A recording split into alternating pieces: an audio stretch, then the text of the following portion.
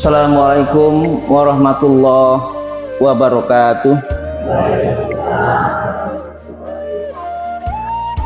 Kemudian yang keenam, berlatih khusyuk dalam sholat.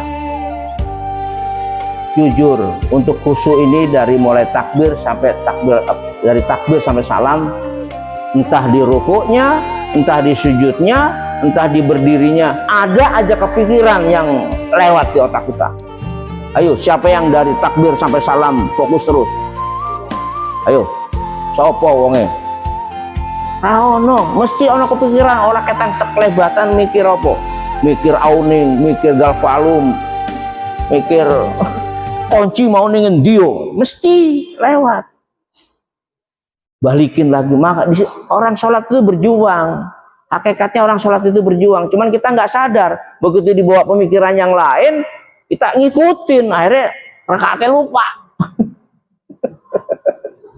Subhanallah. Maka berlatihlah khusyuk. Caranya gimana kiatnya? Perhatikan bacaan yang kita baca dan gerakan sholat kita. Sujud tuh sejatinya kita lagi ngapain sih? Kenapa telapak kaki kita dengan jidat kita harus disejajarkan dengan lantai? Kita harus paham itu. Kenapa kita harus ruku? Warka'u mar rokiin. Rukulah kamu bersama orang-orang yang ruku. Itulah asal muasal orang sholat berjamaah. Hindari mendahulukan atau menyamakan gerakan imam dalam gerakan sholat. Imam nih umpamanya. Lebih repot lagi kalau imamnya suaranya pelan. Ibu-ibu sering komplain, itu batas itu tinggi, nggak kelihatan imam udah ruku atau belum. Padahal imamnya udah sujud, kita masih berdiri. Kenapa? Allahu Akbar, nggak kedengeran.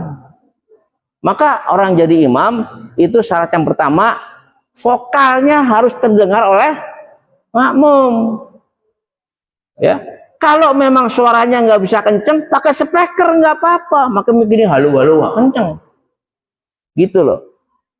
Jadi harus kenceng memang, karena imam itu adalah komando. Gimana makmumnya bisa ngikutin imam kalau komandonya nggak jelas? Jadi imam itu adalah untuk diikuti. Apabila imam takbir, takbirlah kalian. Imam nggak boleh didahului dan nggak boleh dibarengi. Allahu Akbar, baru makmum Allahu Akbar. Jangan pada saat imam proses sujud, Allah, kita udah sujud. Nggak boleh. Selesaikan komando imam dulu, selesai bicara, baru kita melakukan gerakan yang dilakukan oleh imam. Jadi imam untuk diikuti. Gitu.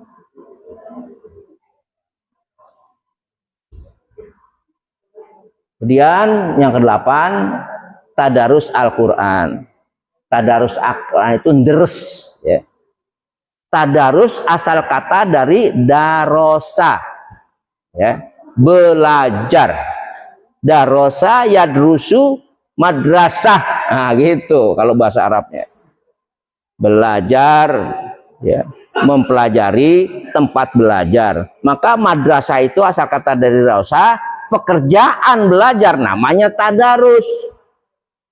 Tadarus Al-Quran berarti belajar Al-Quran. Bacanya jangan bareng-bareng. Kalau bareng-bareng yang salah nggak dikoreksi. 50 tahun tadarus, ya bacaannya begitu terus, nggak meningkat karena nggak ada ngoreksi. Jadi tadarus ya tadarus, tapi arti tadarus itu sendiri kita tidak amalkan.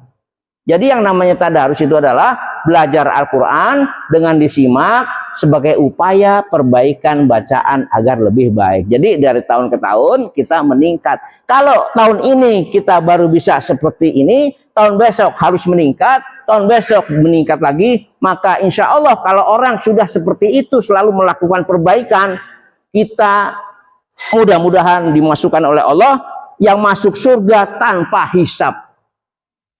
Itu kata Rasulullah. Jadi kalau kita ngaji terus-terusan tidak membawa manfaat, tidak membawa perbaikan di dalam ibadah itu, ya percuma. Percuma dalam arti kualitas ibadah ya, tapi dalam arti kita melakukan melangkah itu suka dihitung juga pahala. Yang kesembilan, ya, iktikaf di masjid pada 10 hari terakhir di bulan Ramadan.